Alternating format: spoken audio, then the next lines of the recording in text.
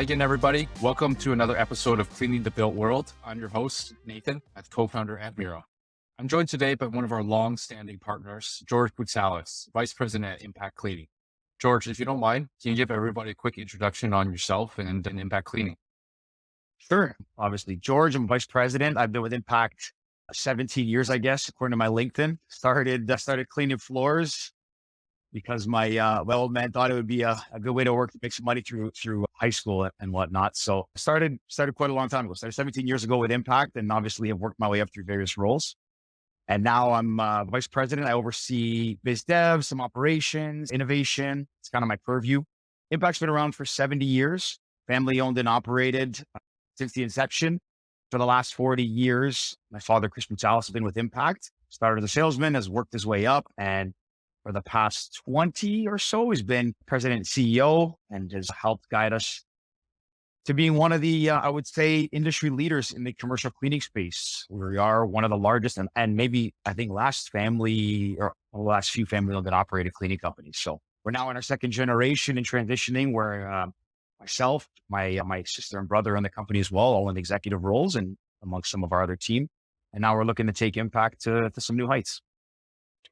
Yeah, and I think I want to kind of call it back to when we first connected. I think it was at Collision, back in 2019 or something.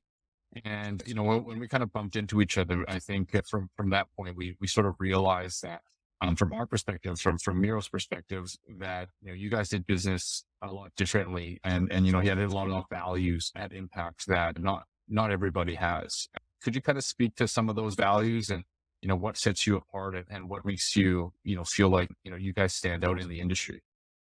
Yeah, 100%. One thing before I touch on that, not to get too off topic, but I recall we met at Collision. And I still to this day, I tell you guys all the time, and I tell anyone that wants to hear more about Miro, I still think it's very impressive what you guys have done, especially the fact that you guys built something that is, it's yours, you developed it, but there's no like lock-in. Anybody can go and do it. Anyone can come and go as they please.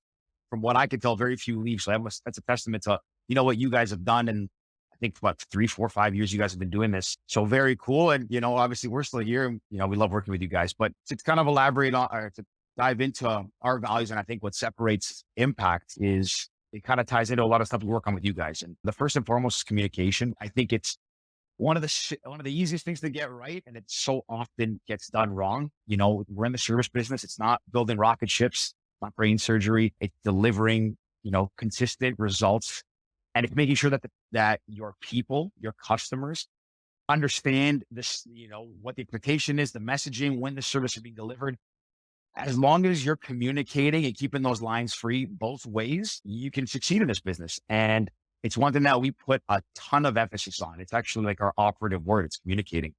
But communicating stems down to a couple other, let's call it subcategories or, secondary follow-on beliefs that we uphold. Training is a big component of that. Obviously they go hand in hand, but effective training is how we succeed. We put a lot of emphasis on our onboarding, on our health and safety. I'm pretty confident saying we have to be at the top of the industry in how much time, money, resources we put into our health and safety training, our onboarding, our employee job specific training and so forth. And then the last thing with that is I think we're an incredibly transparent company. I've got to give kudos to my father. He always instilled that in us. He said, when I first started, he would go talk to customers and say, anytime you want to look under the hood and see what we do, come to our office. By all means, look through anything you want. And I think that transparency builds trust. And I think that it demonstrates that everything we do is we're trying to be better for our customers, for our cleaners, for our people, and do everything for the right reason. And I think the thing that summarizes all of this and our direction moving forward is now taking all that and integrating technology and systems that help facilitate that and expand that, right? Because communication is great, but it gets hard as you scale and transparency is great. It gets hard as you scale, training, all those things. So now it's taking stuff like Miro that allows us now to communicate with the cleaners and then relay that to our customer in a more automated, effortless. So yeah, those are kind of our values in a nutshell and how it all marries together in this process we're moving towards. Yeah, I mean, I definitely think that strikes a chord. I mean, I think what we realized in working in the space and really getting to know a lot of cleaning companies is a lot of times cleaning can be portrayed as sort of like a commodity business or something that, anyone can do. I mean, you said it wasn't, rocket science or brain surgery, but in reality, it's not easy managing hundreds of staff members and working, kind of, quite sometimes on kind of on the margins when it comes to, kind of the work that's being done with the labor. But we realized that, over COVID, obviously cleaning can't and should not be taken for granted. One thing that I kind of want to point out is obviously you guys are a family run business. You mentioned you're in the second generation. That's something that hits home for me as well. Obviously, I come from a family business background as well. And can you just talk a little bit about how your family and some of that has kind of allowed you to, kind of grow into the role that you're in? How that you talked about your father a lot. Just talk to me a little bit about, kind of what he's set up for you and how you plan to, I guess, take impact to the next level in the next generation. Because I think that's a topic amongst a lot of family, legacies and businesses is, how do we, as the next generation, take this to the next level? Absolutely. And I'm sure you've heard this before, because I've been told this from a very young age, and that most companies fail the second generation. And then the third, if you make it past that, you might as well go buy lottery tickets because it's, not many do. So, it's not to say that, our parents came at us and said, don't mess this up or force us into this. We actually all came here, through our own choice and our own volition. Like I mean, I have a picture back here. I don't know if I ever showed you this. Like I was born with an upright vacuum in my hand. It's, like a little backstory. I've always been a neat freak. I've always liked cleaning. My first toys that I actually remember, and I have a picture of that as well, is the Fisher Price upright vacuums. I had this like weird obsession with vacuuming. And then as I got older, I just, my dad would take us to some of his sites and go on weekends.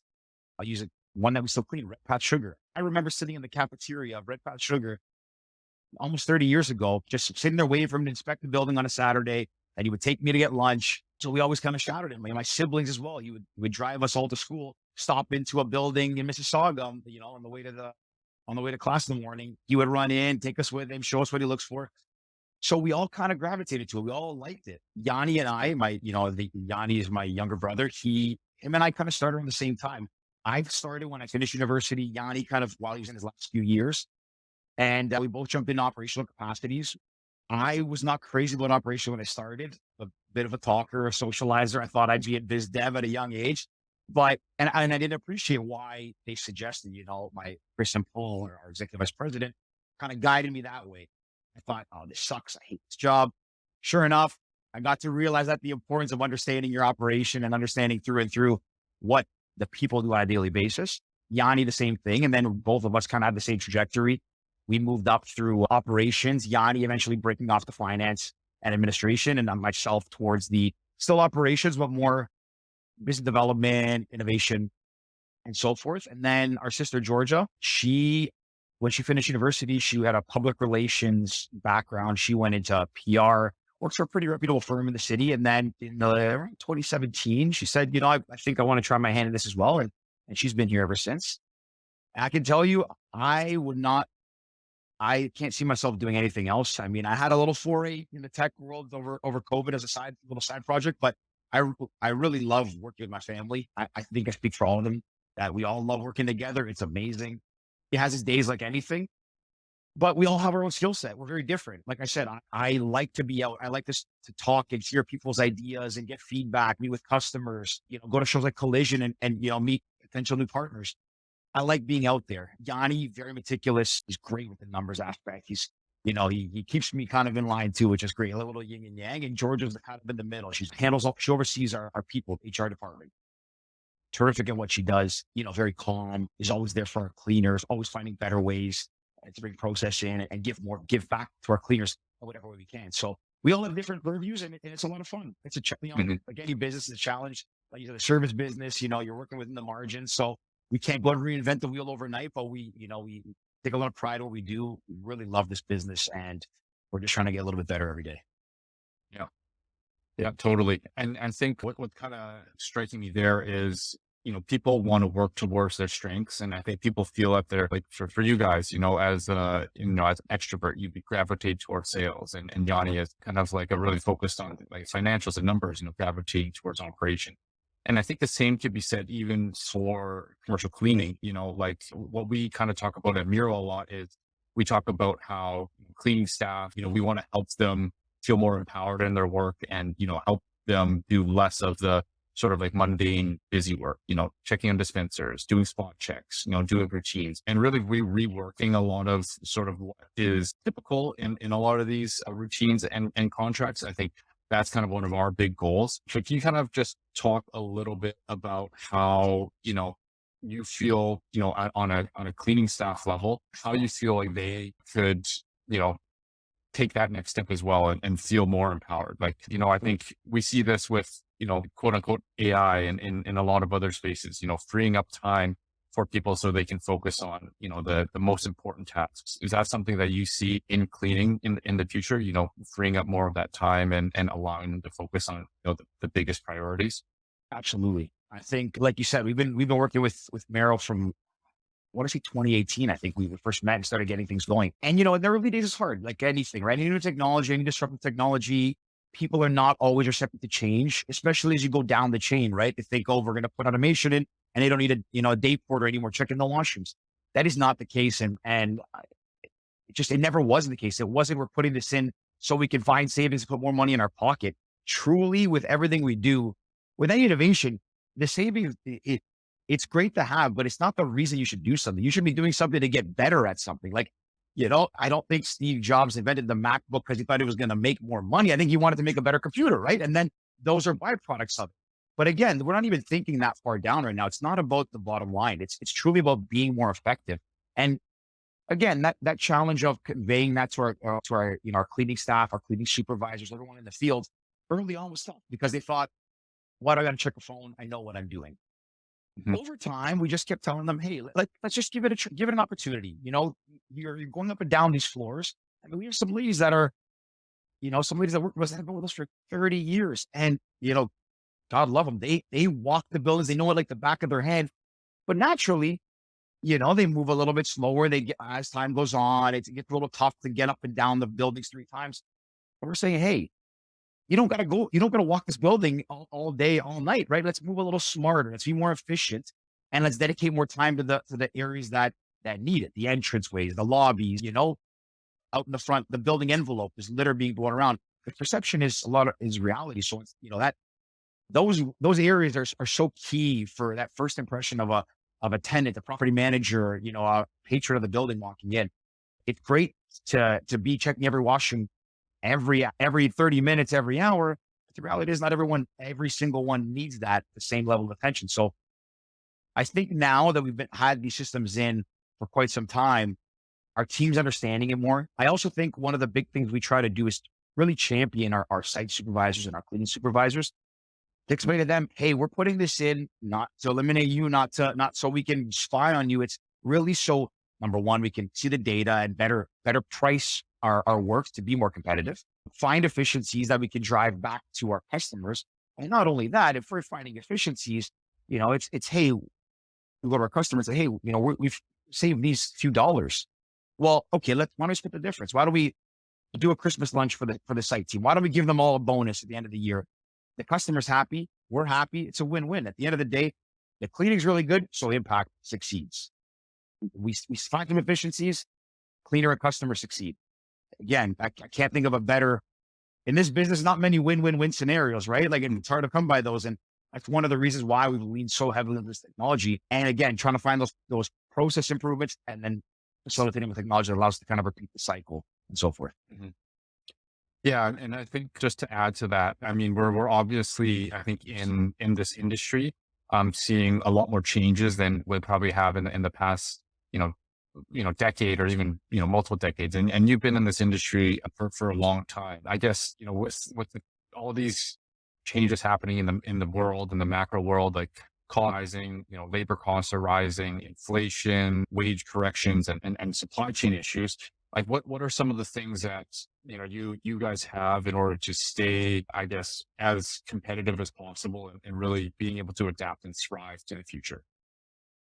Yeah, I mean, goes without saying, the past couple of years was a little bit all over the place, but it taught us a lot, right? There's a silver lining in everything. It doesn't matter how you look at it. It was a tough time. Labor's tough. Staffing properties is hard. Pricing things is a little bit more complicated.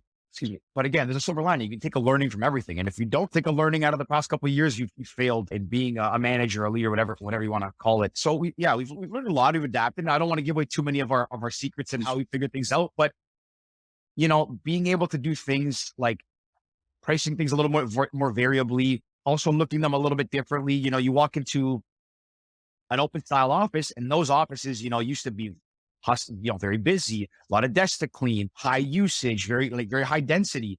Now those are the opposite.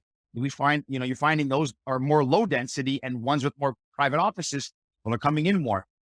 It's changing now. Everyone's kind of trickling back in. We're seeing that, but the old norms and the industry standards and those kind of sort of looking for these kind of expected behaviors, we're not expecting anymore. So we have to really adapt. I think a lot of it going back to the old school way of being boots on the ground. It's like I said, not to downplay what cleaning is. I think, it's skill set and art form, but it's not rocket science. Doing the simple things right and the little things right will make a massive difference. So when buildings were, when with low occupancy, it's really not just doing a building tour and walking into the lobby and checking a washroom and saying, okay, I've seen it all. It's really getting into those spaces and saying, how many garbages are empty tonight? What about is it Mondays are pretty quiet and Wednesdays are packed because people are going 2 days, not 5 days, and they're going to pick the middle end of the week so they have long weekends. So it's really trying to, I guess, again, go back to the roots of being in your properties, whether it's from myself, our ops managers, ops supervisors, being there to see with your own eyes, taking data that we have from stuff like occupancy sensing, from stuff like autonomous equipment, what have you, pulling all that together and saying, okay, now we have all this information. We have data to make a decision. Now, how can we make an educated guess on where we think the industry is going in the next industry of the world in the next couple of years? That's the hardest part because nobody knows. I mean, everyone thought real estate was the safest investment in the world until 2020. And, that kind of turned it on its head a little bit. So yeah, just making sure that we're making kind of data-driven decisions and really analyzing things on a case-by-case, not sticking to our gut and going with these principles that we've had embedded in us for decades. I think that's the most important thing to move forward out of this and really adapt and stay agile. And I think it's the best way to move forward. Yeah, and really that's kind of the theme of a lot of these discussions that we're having is, change management and helping transition not only our own businesses into the future, but the businesses that we work with, our clients, our partners, and so on and so forth. So I think what we've seen is, there's been a big interest and a big uptake from, janitorial and cleaning companies, the vendors and whatnot that are kind of out there. But it's, really the property owners, the property managers at the end of the day that, we also need to help convince as part of this. So maybe talk to me a little bit about, some of your relationships with the property managers. Like, we know it's a relationship driven industry, but how are you working with them in a way that, are helping them understand what the future might look like in the context of impact cleaning and the cleaning industry in your business? And, if you have any examples or anything that you can tie that into, feel free to do so. Absolutely.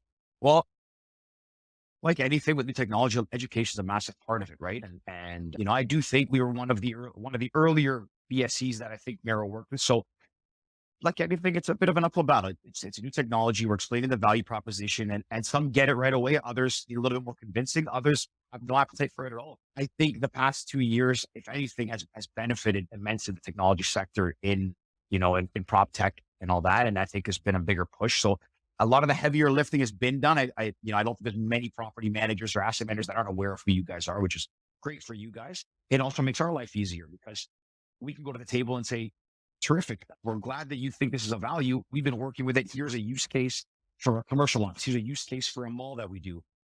And I really think people are more open to it. Now, like any business, obviously bottom line is super important. So if we're incurring a massive cost and they're not finding those efficiencies, it's going to be hard to sell. But I can say, and again, kudos to you guys, you and your team at Mero there.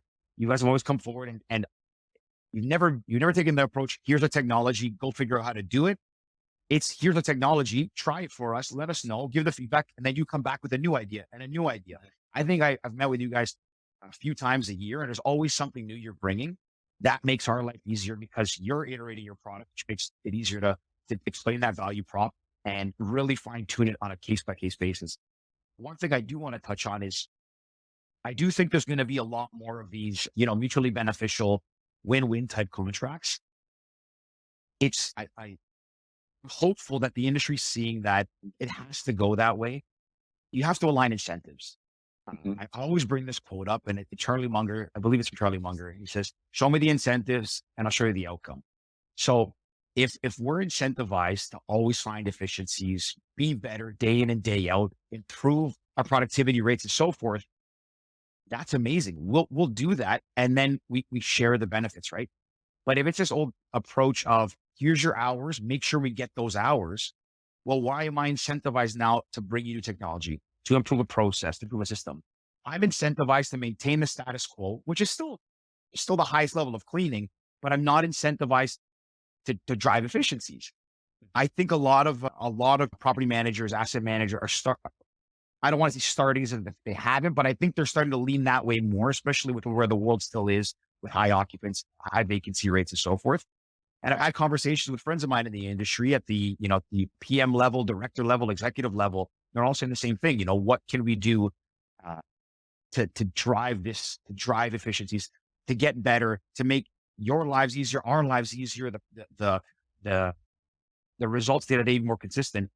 So we're having these conversations, and I'm starting to see some stuff in the pipeline coming down that has some more of these mutually beneficial win-win contracts that are, the way I view them is more of a partnership. And I think that Mhm. that messaging is coming around a little bit more. So Yeah, that's really I think the key here is like, the word being partnership. I think even just speaking to, how we've engaged, like you mentioned, we would look at this as a partnership.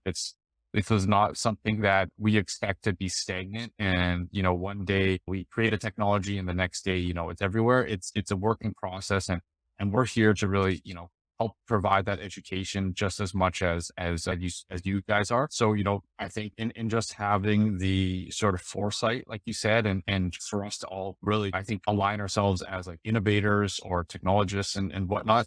I think there's no doubt that technology is going to be a commonplace in basically every industry into the future. And, if anything, like you kind of alluded to, the pandemic was just an accelerant to a lot of things I think were going to happen eventually. So, I mean, I think that's really the goal. So maybe now we can kind of shift, and I wouldn't mind digging into a little bit more. You kind of talked a little bit about how like static versus kind of more dynamic ways of contracts and doing pricing might look in the future. Can you talk a little bit about, if it were up to you or if it were up to impact cleaning, what would an ideal like contract or scope of work look like, kind of based on the way the world is going to look in the next few years here? that's a great question. I'm going to answer it, but I do want to ask you as well, because I know you've been asking me a lot of these things.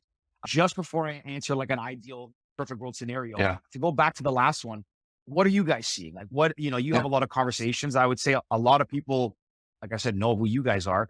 What are the conversations like on your end? Are you seeing people in the property management space moving toward these win-win partnership type scenarios? Is it a case by case thing? What's your impression?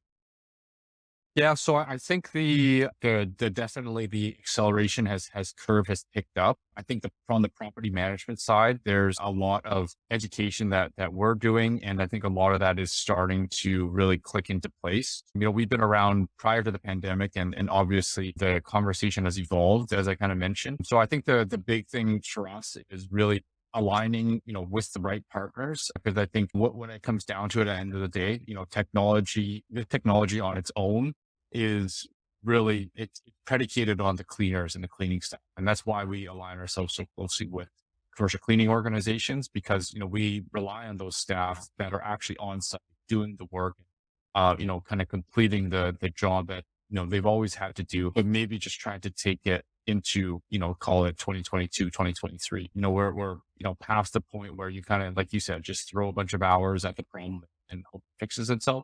I think property managers are expecting more these days. They're wanting and anticipating more from their vendors. But as you said, I think it's a little bit up to us as their partner and, the relationship to bring that to them in an easy to digest manner and a really user friendly manner. And I think that's the big step or the big challenge that we have in front of us. How can we make this as seamless of a transition as possible? Because I think now that we've done the education and we know that the property industry is going to move into this direction of smart building technology, how can we make it as seamless as possible? For example, integrating into a lot of their existing building management systems. For example, building, kind of trust with them in the data that, what the sensors are showing is what's actually happening, and tying that into as many other systems as possible. Those are just a couple ways, or, okay, we need to kind of help and ease this transition in the most friendly and kind of in the most seamless transition as possible. So yeah, I think it's a great question. And, definitely I'm happy to dive into that as deep as we need to be, but kind of a fun, it's a fun challenge, I think, because it's very much about, psychology and having people do change management in ways that we think are going to benefit them.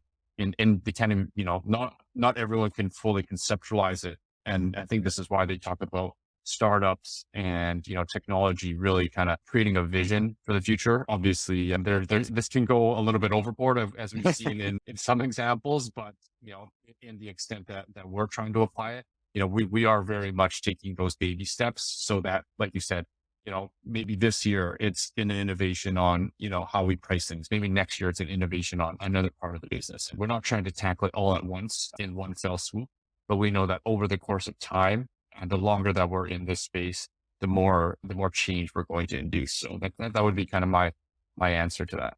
I would agree with that. And actually that kind of, I mean, it's a great insight. And I think that interesting you say that because, and and I feel like you guys have always done that. I feel like it was never, let's boil the ocean. You started with one thing, you did it well, you moved to another, and that's the right way. Well, that's kind of the common way of companies succeeding to do it. And I gotta, as much as I think we're great and Impact's amazing, and I have an eye for innovation, I gotta, I know when I get a little ahead of myself, and I'll say that when I first stepped into the role of handling the technology, the systems, the processes, and all that I currently still do.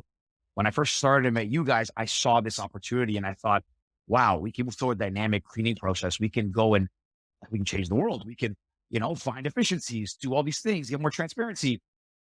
And I think personally, I got excited by the end goal and try to get it all there at once, which is very hard to do. Number one, because we're a fairly large company, flipping that on its head can have massive implications. You also got to educate the customer because you can't just go throw sensors in their property and pull data. That's obviously not okay with most people. And not only that, it's an audacious goal. And I think I was excited by a shiny object, which I often do get excited by, these new ideas and so forth. Seeing how you guys have done it has allowed us to take a step backwards between myself, Yanni, and then our team and say, okay, we don't need to do everything at once. We don't need to boil the ocean. What's one thing we can do? And I think you can attest to this. We said, okay, let's do a pilot project and do just washroom sensors. This is a little bit bigger. Let's do washroom and dispensers. Let's do entranceways in this one now. And we've kind of pieced things on. I will say we haven't moved at the speed that I would like. I would, to answer your question of an ideal world, I would love to have these sensors in every one of our properties because it would just naturally, it would make our lives easier. It surely wouldn't make them harder. It would make our cleaners and our customers' lives easier because you would just have more visibility. Now, it was one of the kind of the hindrances in our businesses. It's not very visible unless you have boots on the ground. You're in the building, you're getting these reports daily, but then you're trusting that those reports are accurate. So to kind of bring it all back to answer your question of ideal state. In an ideal state, sensors in every building, autonomous equipment everywhere, all that great stuff. And you're finding these efficiencies and you're repurposing those people hours to the harder tasks, being able to have someone rather than checking the washrooms all day, they're in the lobby, 8 hours of the day. Do you need that? No. But imagine going back to that kind of old school way when you walk into a building, you see either a doorman or a cleaner on site, a concierge. I know a lot of buildings have that, but like that added touch of that person being there, maintaining it, keeping it nice and clean, not doing those mundane tasks, patrolling, checking dispensers, vacuuming common areas, and you can put an autonomous piece of equipment there. So that's an ideal world. Do I think we'll get there in the immediate future? Not immediately, but I do think we're making great progress towards it.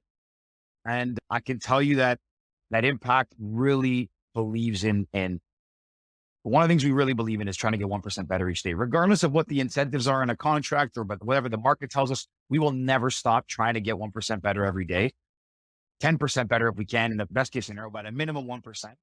And we are actively trying to find opportunities to put in, more of Miro's technology wherever we can, more of our new equipment that we use, more of our new private label products that are coming online. We're always trying to push this envelope. So that way, when you come and work with Impact, in a perfect world, it's the Impact program. Let's call it, trademark that name for now. So no, it's the Impact program. And you know that you're coming to Impact. We're going to price the building based on, or the property based on all these things that we know we can control. We know the efficiencies if we have this technology and this vacuum and this cart and these people and this team. We're going to price it as such. We price it, give you that whole package, and you let us run it our way. And it's not, hey, I wanted this vacuum, or hey, you didn't clean the vent today. I want it today, not tomorrow. You let us do things our way. And if we mess up, we will fall on our sword, and we'll pay for the cost to get things where they need to be. I know that's not a great answer, because people say, well, I shouldn't have to fix it after the fact retroactively or reactively, but we're never going to really revolutionize how cleaning is done until we are allowed to try these new things. And we'll probably make some mistakes along the way, but you have to be willing to have a vision, as you said, implement it, give it the resources to succeed. Don't call it a failure immediately when something goes wrong. Give it some time to materialize, and it should work. I mean, if people care about what they do and they're doing it for the right reasons, it should generate some positive thing. And even if it's not the whole kit and caboodle works perfectly, something in there will have worked well. You extract that, you pivot a little, and you move forward. I hope I'm not going off too many tangents here, but that's in a perfect world what we want to do. We want to show up at an RFP, or show up on someone's doorstep and say, hey, you have 100,000 square feet here. We can cut your cost down by a third, and we'll do it better. And this is how we're going to do it better. Just trust us and let us do it our way. And if we don't do it, we'll leave. And we don't want to forget about one key thing, but I guess obviously Impact is in business as well. And do you see a way that, these technologies and innovations can actually, we mentioned win-win-win partnerships. What's the benefit, for Impact, increasing margin, maybe allowing those employees again to feel more empowered? Because amongst all of this, obviously, we want to grow, and Impact has a lot of plans and goals for the next 5 years. Where do you see Impact benefiting from, some of these innovations and technologies, and featuring them into more of their contracts? Yeah, honestly, the easiest answer for that is how we benefit is, it's, I guess, twofold. Number one, we get better communication, call it communication, transparency, visibility. It's all the same thing, but we get that. We can talk to any site at any time. We know where everyone is. That helps in so many ways. It mitigates liability. We know if someone's working by themselves and they have the Mero beacon and they're moving around, we know they're still in the building. Fire happens. You never know. I'll give you an example. Like we cleaned some buildings at the West Mall, and when we took over that account, we found out that 2 of the cleaners were deaf. The previous company had not given them anything that would allow them to feel, I guess, safe, but also if in the event of an emergency, the alarm might go off. They're not going to hear that. When we took over, we said, well, first of all, we didn't know. And then when we found out, we said, wow, how could this have been allowed to happen? So, we implemented some tools and technologies that would allow them to continue to work, to be safe, feel safe, keeps us accountable to knowing where they are, and so forth. But that's just one example. The one thing we want to do is get more visibility in our sites. Now, to move on from that is, we really want to get more data so we can make more educated decisions. In this business, you have data, but it's still not it's not really bulletproof, if you will. It's kind of industry knowledge. It's best practice, or I guess, like best practices, stuff that you might observe, but you can't be sitting in the washroom all night watching them clean 365 days a year. So everything you're getting is like it's little tiny insights, and you're piecing those together and hoping you're making the right decision. We want to get a lot of tiny insights, as many as possible, so we can make better decisions on how to drive our business forward. I guess those are the 2 most important things. Sure, driving bottom line is great. And I'm not going to sit here and lie and say we don't want to make more money. Absolutely we want to. But at the end of the day, I firmly believe this, and I got to give again kudos to our old man. He always said this: just do good work, money follows. He goes, if you're in it today to make $1, that you'll be out of it tomorrow. You're not going to have any more dollars. I'm not saying this to sound altruistic or put us on a pedestal or anything, but I can tell you, our company, we all believe one thing, and it's doing good work. Everything else will follow. We don't have sales teams. We're not out there cold calling people, because we know that our reputation is about quality work. and it will follow. And we Mhm. want to put this technology in so we can continue to do that quality work, but also again, drive those things that I talked about early on: communication, transparency, training, technology, all that stuff married together, just to be better for us and our employees, and also be better for our customer. Yep.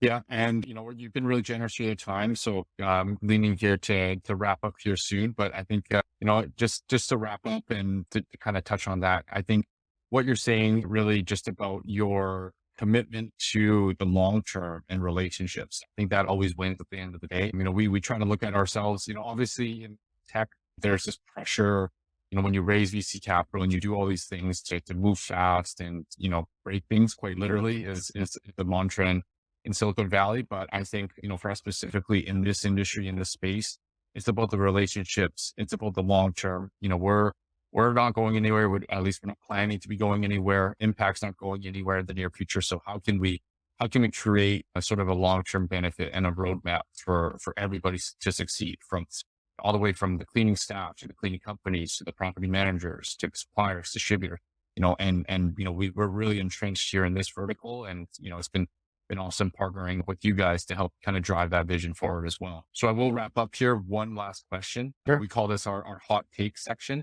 What is one thing that you disagree with the most that is taken for granted in this industry? So, it could be something that, everybody, they do just because it's the way it's been done. We kind of Yeah. talked about that today, or, things that have been just entrenched. What's that one thing that you disagree with that you'd like to bring up here? I want to be careful. I don't want to offend anybody or anything. I don't think it's too spicy of a take. But one of the things that I disagree with is, I think a lot of people are fixated in this, these are the hours you quoted. So these are the hours you have to put in. I understand why there, every building has a different need. So they might want the coverage because there's a call center, or because they want just somebody in the building for an emergency. And at the end of the day, if you say you want this many hours, and it's stipulated, this is the schedules, terrific. Put that in. That's what you want. That's what we're going to do. But there's often times where it's not outlined in the contract, and we say, okay, this is our price to clean the building. We think this many hours.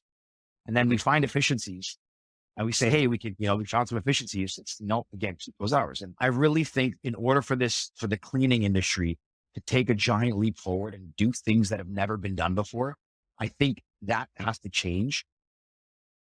And I'm confident it will, Hmm. but I have a hard time understanding why it won't, because again, it goes back to the point of my job is to find the best way to deliver results and do it at the best, realistically the cheapest cost, because there's no pricing power in cleaning. I'll tell you that much. So I got to find a way to do it better for cheaper, which is very hard when most of your cost is associated to labor. Can't go pay people less. In fact, I'm actively working to pay them more, but I'm trying to find out ways that we can, again, find efficiencies.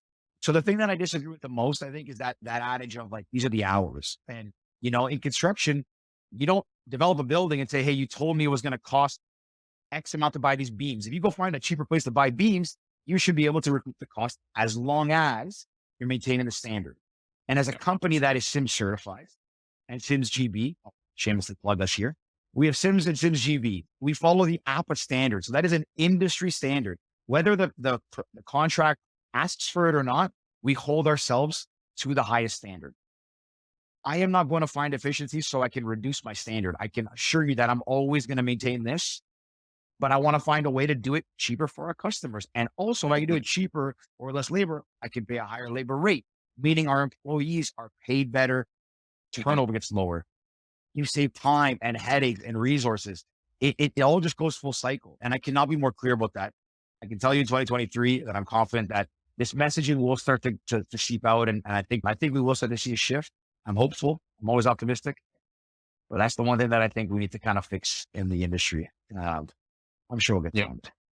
Yeah, let the experts do what the experts do, right? And no, it's been great. An expert himself in the cleaning industry, the cleaning world, lots left to accomplish as well. And I think that's the fun part of working with Impact, working with you guys from our perspective. So George, you've been really generous with your time. Appreciate it a ton. Any last comments or things you wanted to touch on before we close off here? No, man, this is great. I love chatting with you, Nathan. It's great to see how much you guys have evolved in a very short time. Future, I'm confident it looks bright for you guys. we'll be talking again, you and I, a lot over the next month. And I know we'll bring a lot of exciting things to market. I'm confident that we'll be able to demonstrate the value to the industry, and they'll see the real world applications for it. And yeah, I'm not sharing any of my ideas or thoughts to say anyone does things the wrong way. I want to make sure that's clear. I'm not saying that we have all the answers, because I'll tell you right now, there's one thing I know, I seldomly is my answer right, but we try to find a direction, move that way. And again, and see if that's a little bit right. And if it's not, we pivot a little, pivot a little, pivot a little. I'm telling you something that in tech, it's iteration, right? I think I want to make sure that people understand that we are doing this because we love what we do. We think we've developed a bit of expertise over 70 years. And at the end of the day, we're not in it to cut hours or cut corners or pad our bottom line. We truly just want to be the best at cleaning and deliver the cleanest commercial properties in the world. That is our objective through and through. At the end of the day, that's all I have to say. Yeah, that's awesome. Yeah, I love that. And I think that's a perfect way to wrap up. So George, once again, thanks for your time and look forward to our next chat. Likewise, Nathan. Thank you so much. Cheers. Cheers.